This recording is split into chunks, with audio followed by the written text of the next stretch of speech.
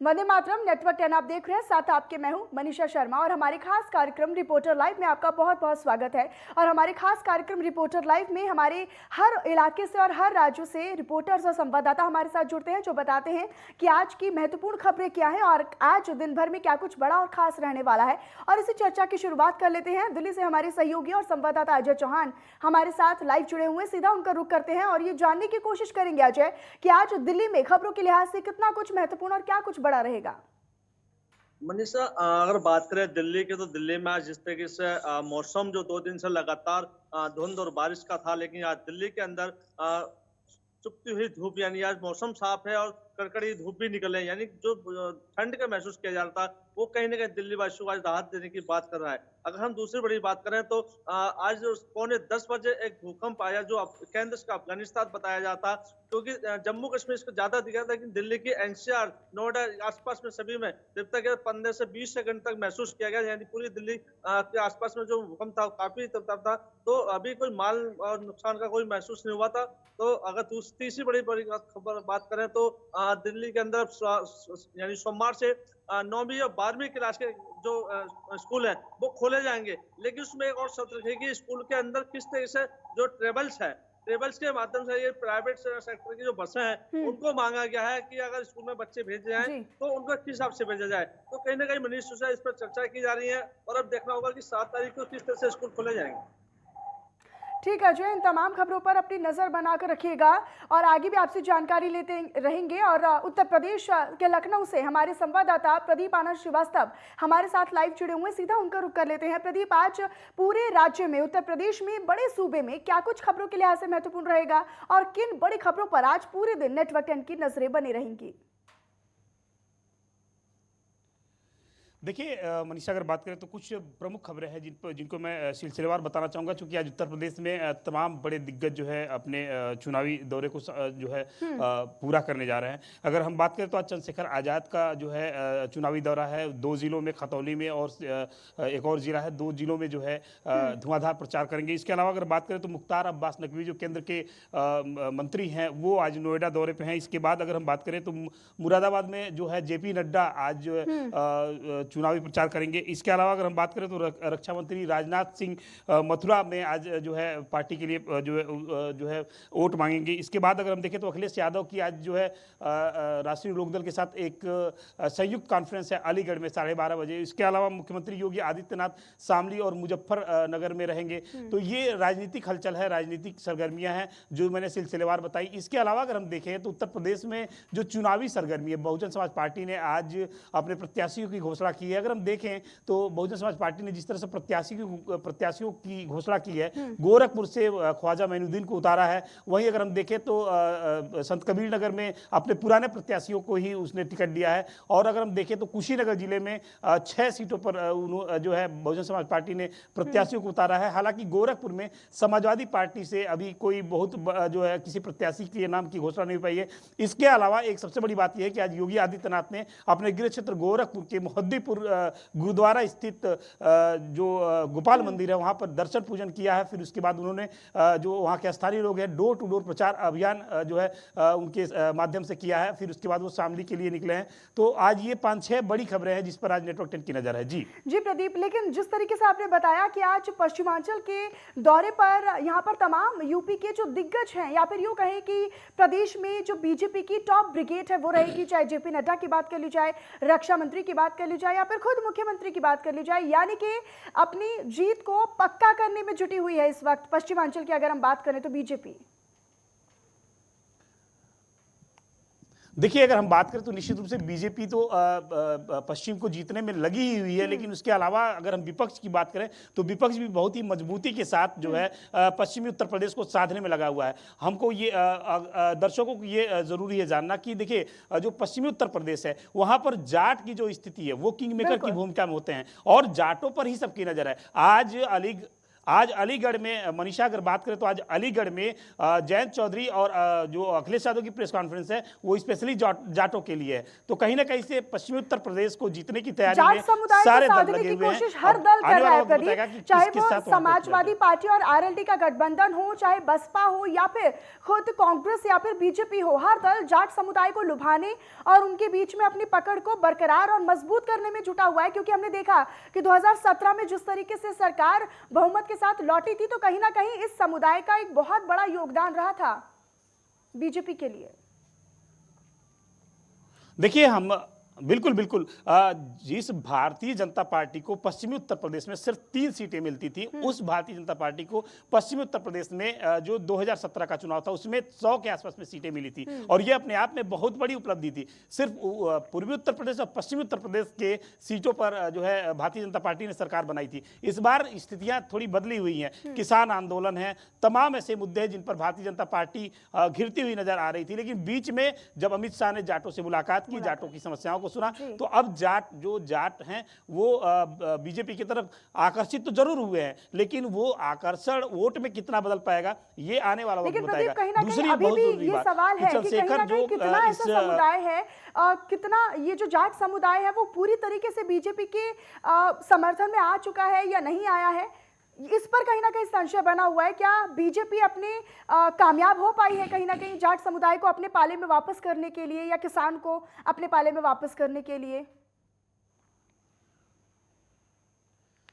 देखिए मनीषा, अगर हम बात करें तो किसान तो बीजेपी के साथ आते हुए नजर आ रहे हैं, क्योंकि जो ग्रामीण किसान हैं, जो खेतों में काम करने वाले किसान हैं, उनको जो किसान सम्मान निधि योजना, सरकार की महत्वाकांक्षी योजना के माध्यम से जो मदद मिली है, उसमें वो जो है संतुष्ट नजर आ रहा है। जो बड़े किसान हैं अब उनकी बात जो है ये वोट वाले दिन पता चलेगा। लेकिन अगर हम बात करें जाटों की, तो जाट फिलहाल अभी भारतीय जनता पार्टी के साथ खड़े हुए नजर आ रहे हैं। जी ठीक प्रदीप, आगे भी आपसे जानकारी लेते रहेंगे, अपनी नजर लगातार बनाकर रखिएगा। बहरहाल बहुत बहुत धन्यवाद प्रदीप आपका इस तमाम जानकारी के लिए। और अब सीधा पंजाब का रुख कर लेते हैं, जहां पर हमारी सहयोगी ईशा ठाकुर लाइव हमारे साथ जुड़ी हुई है। सीधा ईशा आपका रुख करते हैं और ये जानने की कोशिश करते हैं कि आखिरकार पूरे पंजाब में, पूरे राज्य में आज खबरों के लिहाज से क्या कुछ महत्वपूर्ण, क्या कुछ बड़ा रहेगा।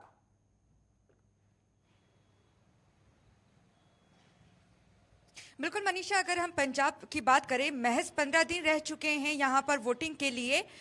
20 फरवरी को मतदान होना है और 10 मार्च को नतीजे आने हैं, लेकिन उससे पहले सरगर्मियां इसलिए भी तेज है। कल यहाँ पर लुधियाना में राहुल गांधी आएंगे और मुख्यमंत्री चेहरे का ऐलान किया जाएगा कि कांग्रेस की तरफ से मुख्यमंत्री का चेहरा पंजाब विधानसभा चुनाव में आखिरकार कौन होगा। इसको लेकर अभी तक यही संभावना जताई जा रही है कि मुख्यमंत्री चरणजीत सिंह चन्नी ही मुख्यमंत्री का चेहरा यहाँ पर होने वाले हैं। लेकिन यहाँ पर जिस तरीके से पंजाब कांग्रेस प्रधान नवजोत सिंह सिद्धू की तरफ से भी दावेदारी पेश की गई है, उनका भी कहना है कि वो दर्शनी घोड़ा नहीं बनना चाहते हैं, उन्हें निर्णय लेने की क्षमता दे और इसका अधिकार दे। तो ऐसे में जो कल 2 बजे रैली होनी है, वर्चुअल रैली होगी और राहुल गांधी पंजाब दौरे पर मौजूद रहेंगे और वो 2 बजे लुधियाना में अनाउंसमेंट करेंगे। उस दौरान ये देखना होगा कि आखिरकार नाम किसका लिया जाता है, क्योंकि अगर मुख्यमंत्री चरणजीत सिंह चन्नी के चेहरे पर ही कांग्रेस चुनाव लड़ती है तो भी कांग्रेस में बगावत होगी। अगर पंजाब कांग्रेस प्रधान नवजोत सिंह सिद्धू के चेहरे पर चुनाव लड़ा जाता है तो भी कांग्रेस में बगावत होगी। कांग्रेस को लेकर पहले ही इस तरीके की धारणा है कि कांग्रेस को कोई और पार्टी हराए ना हराए, लेकिन कांग्रेस को कांग्रेस ही हराती है। वही इस वक्त पंजाब विधानसभा चुनाव में देखने को मिल रहा है, क्योंकि कहीं भी आप देख लीजिए जहां पर कांग्रेस के कैंडिडेट खड़े हैं, जिन्हें टिकट नहीं मिली है, कांग्रेस के नेता वहां पर खड़े होते नजर आ रहे हैं। बस्सी पठाना की बात कर लीजिए, मुख्यमंत्री चरणजीत सिंह चन्नी के भाई को टिकट नहीं मिली, आजाद उम्मीदवार के तौर पर वो चुनाव लड़ रहे हैं। इसके अलावा सुल्तानपुर लोधी से जो कपूरथला के विधायक हैं, मौजूदा विधायक है, कैबिनेट मंत्री भी है राणा गुरजीत सिंह, उन्हें जरूर टिकट दी गई है, लेकिन उनके बेटे को टिकट नहीं दी गई। उनके बेटे यहां पर आजाद लड़ रहे हैं सुल्तानपुर लोधी से। इसके अलावा कई ऐसी विधानसभा सीटें हैं जहां पर कांग्रेस आजाद उम्मीदवार के तौर पर चुनाव मैदान में है। तो ऐसे में कांग्रेस की राह बड़ी मुश्किल है, क्योंकि अब कैप्टन अमरिंदर सिंह भी कांग्रेस में नहीं है, बीजेपी के साथ है। और रही बात नवजोत सिंह सिद्धू की, अगर नवजोत सिंह सिद्धू को मुख्यमंत्री का चेहरा घोषित नहीं किया जाता है तो ये देखना होगा कि नवजोत सिंह सिद्धू अपनी राजनीति को लेकर आगे क्या निर्णय लेते हैं।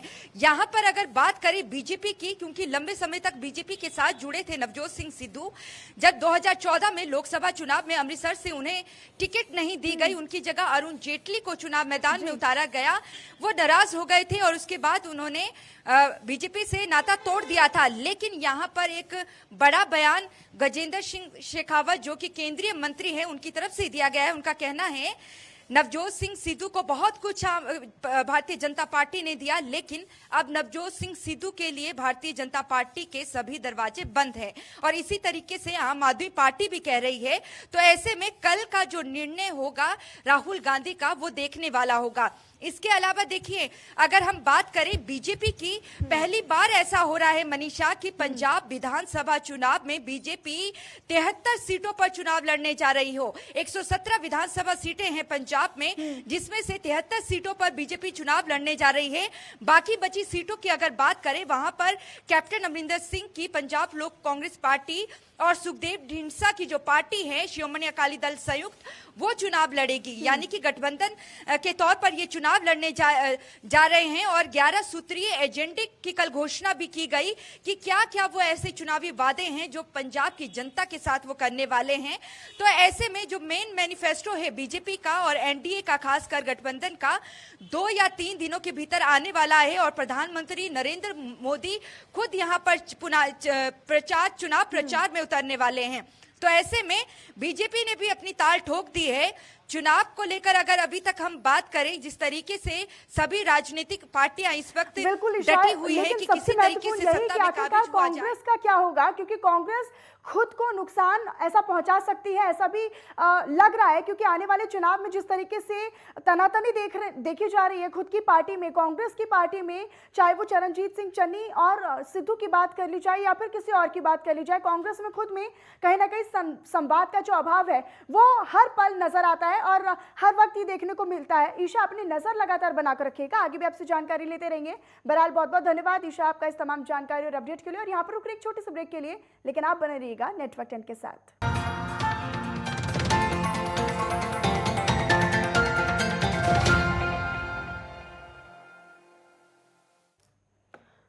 और चलिए एक बार फिर से आप सभी का ब्रेक के बाद हमारे खास कार्यक्रम में स्वागत है। रिपोर्टर्स लाइव लगातार जारी है और चर्चा को आगे बढ़ाते हुए अब रुक करते हैं उत्तराखंड का, जहां से देहरादून से हमारे संवाददाता ज्ञानेंद्र तिवारी हमारे साथ लाइव बने हुए हैं। ज्ञानेंद्र, आज उत्तराखंड में क्या कुछ खबरों के लिहाज से महत्वपूर्ण और बड़ा रहने वाला है? देखिए, खबरों के लिहाज से उत्तराखंड की बात करें तो आज राहुल गांधी उत्तराखंड के दौरे पे रहेंगे। खासतौर पे देखें तो किच्छा, जो कि उधम सिंह नगर जिले का एक विधानसभा क्षेत्र है, वहाँ किसानों के साथ उनका एक कार्यक्रम तय है। और ऐसे में वो किसानों के साथ एक कार्यक्रम में शिरकत करेंगे और किसानों को कहीं ना कहीं वो संबोधन करेंगे। खासतौर पे अगर देखें जिस तरीके से कांग्रेस के जो स्टार प्रचारकों की जो लिस्ट है उसमें राहुल गांधी का भी नाम है। और पहले प्रियंका गांधी उत्तराखंड के दौरे पे रही हैं और अब जिस तरीके से राहुल गांधी आज पहुंच रहे हैं और सबसे पहले वो किच्छा पहुंचेंगे, जहां किसानों के साथ एक सम्मेलन में शिरकत करेंगे, साफ तौर पे पार्टी के लिए प्रचार प्रसार करेंगे। दूसरी तरफ वो कहीं ना कहीं कुमाऊं के इस बेल्ट को, पूरे बेल्ट को साधने की जो कोशिश है वो करेंगे, क्योंकि एक वर्चुअल जो रैली है वहाँ वो भी रखा गया है, जिससे कि कुमाऊं के पूरे बेल्ट को साधने की जो कवायद है वो कांग्रेस की रखी गई है। उसके ठीक बाद वो हरिद्वार पहुंचेंगे। हरिद्वार जिले के जो जिस ज्वालापुर विधानसभा सीट है वहाँ से भी वो कहीं ना कहीं वर्चुअल रैलियों के माध्यम से जो गढ़वाल का क्षेत्र है, पूरे गढ़वाल के जो विधानसभा क्षेत्र है वहाँ कहीं ना कहीं वो यहाँ के कार्यकर्ताओं को संबोधित करते हुए नजर आएंगे और ऐसे में जिस तरीके से चुनाव प्रचार को धार देते हुए नजर आएंगे। अगर हम देखें राहुल गांधी का आज का जो दौरा है वो सीधा सीधा गढ़वाल और कुमाऊं के जो विधानसभा क्षेत्र हैं सभी को साधने की जो कोशिश है वो की जा रही है चुनाव प्रचार के जरिए। और ऐसे में जिस तरीके से चुनाव आयोग के जो निर्देश हैं उसके अनुसार वर्चुअल जो संबोधन है वो रखे गए हैं। हालांकि किसानों के साथ जो उनका सम्मेलन है उसमें किसान जो है जो सीमित संख्या में पहुंच रहे हैं और एक उनका जो संबोधन रहेगा राहुल गांधी का काफ़ी खास रहेगा और पूरा जो प्रयास है इस इनके कार्यक्रम को सफल बनाने का वो पूर्व मुख्यमंत्री हरीश रावत के जो नेतृत्व में कार्यक्रम है वो चल रहा है। दूसरी तरफ अगर हम देखें, अगर हम भाजपा की बात कर लें, भाजपा अपनी घोषणा पत्र कहीं ना कहीं तैयार कर चुकी है और आज या कल ये घोषणा पत्र जारी हो सकता है। खासतौर पे हमने देखा कि किस तरीके से कांग्रेस की जो घोषणा पत्र जारी हुई उसमें महिलाओं को लेकर आरक्षण कहीं ना कहीं देने की जो बात की जा रही थी और इन तमाम मुद्दों को लेकर लगातार प्रदेश के अंदर जो सियासत है वो भी देखने को मिल रहा है। मौजूदा समय में उम्मीद की जा रही है कि भाजपा अपनी घोषणा पत्र आज जारी कर सकती है और ऐसे में कई ऐसे मुद्दे हो सकते हैं जिनका कहीं ना कहीं राज्य से कहीं ना कहीं एक अलग ही उसका कहीं ना कहीं स्थान हो सकता है, क्योंकि जिस तरीके से कांग्रेस की घोषणा पत्र में कई ऐसे मुद्दे कहीं ना कहीं जन भावनाओं से संबंधित मुद्दे रहे हैं जिनका सीधा सीधा जो प्रभाव है वो जनता से जुड़ा रहता है और जनता का सीधा प्रभाव पड़ सकता है। ऐसे में जो भाजपा का जो घोषणा पत्र होगा वो देखने वाली बात होगी कि किन किन मुद्दों को इनमें स्थान दिया जा रहा है और उम्मीद की जा रही है कि भाजपा अपनी घोषणा पत्र आज या कल जारी कर सकती है। इसके अलावा हम देखें तो मौसम विभाग की तरफ से जो चेतावनी है वो 3 जिलों को लेके जारी किया गया। अगर हम गढ़वाल की बात करें तो गढ़वाल में चमोली और दूसरी तरफ अगर हम कुमाऊं की बात करें तो कुमाऊं में पिथौरागढ़ और बागेश्वर जिले में, यानी कि इन 3 जिलों के ऊंचाई वाले इलाकों में आज भी जो बर्फबारी है और बारिश का सिलसिला देखने को मिल सकता है। खासतौर पे 3500 मीटर से ऊपर की ऊंचाई वाले इलाकों में ऐसी संभावनाएं जाहिर की गई हैं और हमने देखा कि किस तरीके से पिछले 48 घंटे से पूरे प्रदेश भर में जो बारिश का सिलसिला हुआ है उसकी वजह से अभी भी पहाड़ी इलाकों में, चाहे वो गढ़वाल का इलाका हो, कुमाऊं का इलाका है, क्योंकि यहाँ ऊंचाई वाले इलाकों में भारी जो बर्फबारी हुई है उसकी वजह से कई सड़कें, तकरीबन 3 दर्जन से अधिक जो सड़कें हैं अभी भी बाधित हैं। खासतौर पे अगर हम देखें तो कई जगह अभी भी जो विद्युत बिजली कहीं ना कहीं आवागमन उसका है वो ठप है और ऐसे में अभी भी सड़कें जो खोलने का काम किया जा रहा है, पेयजल और विद्युत जो कहीं ना कहीं ज्ञानेंद्र ठप अपनी हुई है नजर लगातार व्यवस्थाएं बनाकर उसको रखिएगा, आगे जो भी आपसे बाधित जानकारी हम लेते रहेंगे, दर्शकों को अपडेट करते रहेंगे। बहरहाल ज्ञानेंद्र आपका बहुत बहुत धन्यवाद इस तमाम जानकारी के लिए। अब सीधा रुख करते हैं जम्मू कश्मीर से, हमारे संवाददाता हमारे साथ अजहर हुसैन लाइव जुड़े हुए हैं, सीधा उन्हीं का रुख करते हैं और ये जानेंगे अजहर आज जम्मू कश्मीर में राज्य में क्या कुछ बड़ा रहेगा, क्या कुछ महत्वपूर्ण रहेगा खबरों के लिहाज से।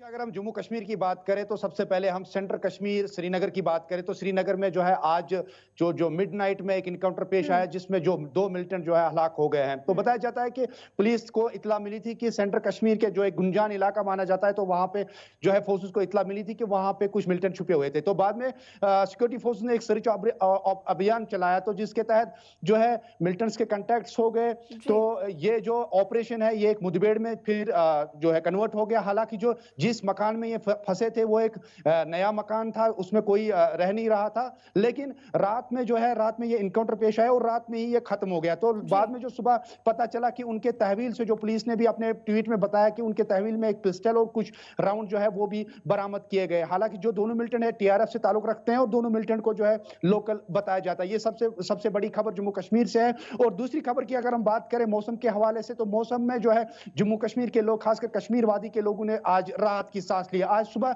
सवेरे ही जो है धूप खिली रही और जिसकी वजह से लोगों के चेहरे पर जो है मुस्कुराहट मिल रही है। हालांकि आने वाले दिनों में जो मौसम की जो पेशन गोई है कि आने वाले कुछ दिनों तक जो है मौसम जो है ड्राई रहने की इतला मिली है। तो ये सबसे 2 महत्वपूर्ण खबरें हैं जम्मू कश्मीर से मनीषा। सर, लेकिन अगर हम बात करें मौसम की तो बर्फबारी भी वहां पर हो रही होगी निश्चित तौर पर। ऐसे में मौसम विभाग की तरफ से कितना कुछ सतर्क रहने की या फिर चेतावनी जारी की गई है ताकि किसी तरह का कोई घटनाक्रम सामने ना आए और लोगों को इस सर्दी से बचाव भी मिल सके? जी मनीषा, जिस तरीके से हम पहले ही बात कर रहे हैं कि ऑलरेडी जो है यहाँ पे मौसम के हवाले से लोगों में काफी परेशानियां हो रही थी कि बर्फबारी जो हुई थी उसकी वजह से जो अपर रीचस की बात करें हम, चाहे नार सेंटर या हम साउथ की बात करें तो अपर रीचस में जो है हैवी बर्फबारी हुई है पहाड़ी इलाके, पहाड़ी क्षेत्र में। लेकिन आज की जो स्थिति है मैदानी इलाकों में, आप मुझे भी देख सकते हैं, मेरे पीछे भी देख सकते हैं, लोग बड़े खुश नजर आ रहे हैं इस मौसम के हवाले से। सुबह सवेरी जो है धूप खिली और लोगों के चेहरे पे भी जो है मुस्कुराहट देखने को मिली। और जो अगर अगर हम मेट डिपार्टमेंट की, वेदर डिपार्टमेंट की बात करें तो उन्होंने ये आशंका की है कि आने वाले कुछ हफ्ते तक जो है मौसम ड्राई रहने की इम्कान है।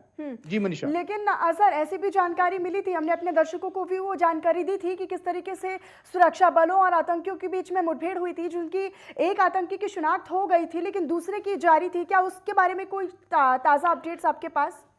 जी मनीषा, अगर हम इनकाउंटर की बात करें तो जिस तरीके से अभी सुबह जो ट्वीट हुआ है, तो एक की तो शिनाख्त हुई है जो साउथ कश्मीर के जो है फिसल इलाके से ताल्लुक रखता है, एक की जो शिनाख्त हुई है, लेकिन दूसरे की अभी शिनाख्त होनी बाकी है, क्योंकि अभी लग रहा है कि पुलिस आने वाले कुछ घंटों में जो है एक प्रेस ब्रीफ देगी, जिसमें जो पूरी जो है इस इनकाउंटर की जो है पूरी डिटेल जो है प्रेस के सामने रखी जाएगी। फिलहाल इस पर अगर कुछ कहेंगे तो वो कहना कबल वक्त ही होगा। जी ठीक मनीषा। अजहर, अपनी नजर लगातार बनाकर रखिएगा, आगे भी आपसे जानकारी लेते रहेंगे। बहरहाल अजहर, बहुत बहुत धन्यवाद आपका इस तमाम जानकारी के लिए। तो हमारे खास कार्यक्रम रिपोर्टर्स लाइव में हमारे अलग अलग राज्यों से संवाददाता जुड़े, जिन्होंने बताया कि आज किन खबरों पर नेटवर्क 10 की पैनी नजर बनी रहेगी और आज खबरों के लिहाज से क्या कुछ महत्वपूर्ण और बड़ा रहेगा। और चलिए फिलहाल इसी के साथ मुझे दीजिए इजाजत। जय हिंद।